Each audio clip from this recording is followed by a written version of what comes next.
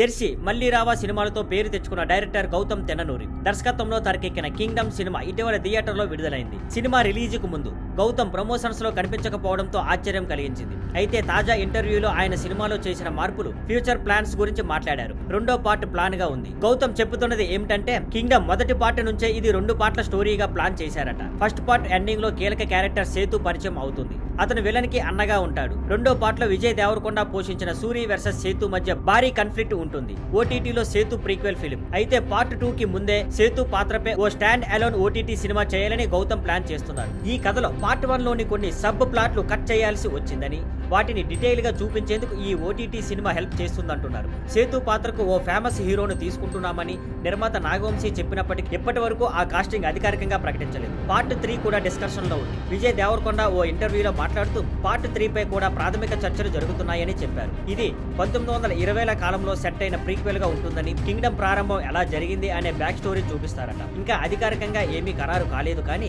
ఆ యూనివర్స్ ను విస్తరించాలనే ఆసక్తి టీమ్ కి ఉందని చెప్పగలిగాం. గౌతమ్ కొత్త సినిమాలు. ఇదిలా ఉండగా గౌతమ్ తెన్ననూరి ఇప్పుడు తన మ్యూజికల్ డ్రామా మ్యూజిక్ చిత్రాన్ని పూర్తి చేశారు. ఇది ఆయన తదుపరి విడుదల కానున్న సినిమా. అంతేకాకుండా విజయ్ దేవరకొండ మళ్ళీ కింగ్డమ్ కోసం డేట్స్ ఇచ్చేలోగా మరో లవ్ స్టోరీని తెరకెక్కించాలనుకుంటున్నారు. మొత్తం చూస్తే కింగ్డమ్ ప్రస్తుతానికి మిక్స్డ్ రెస్పాన్స్ పొందుతున్నప్పటికీ ఓటీటీ ప్రీక్వెల్, సీక్వెల్, ఇంకా పార్ట్ 3 ప్రీక్వెల్ అనే విధంగా గౌతమ్ విశ్వాన్ని చక్కగా విస్తరిస్తున్నట్టు తెలుస్తోంది. అభిమానులకు ఇది ఓ ఆసక్తికరమైన యూనివర్స్ గా మారే అవకాశాలు పుష్కలంగా ఉన్నాయి.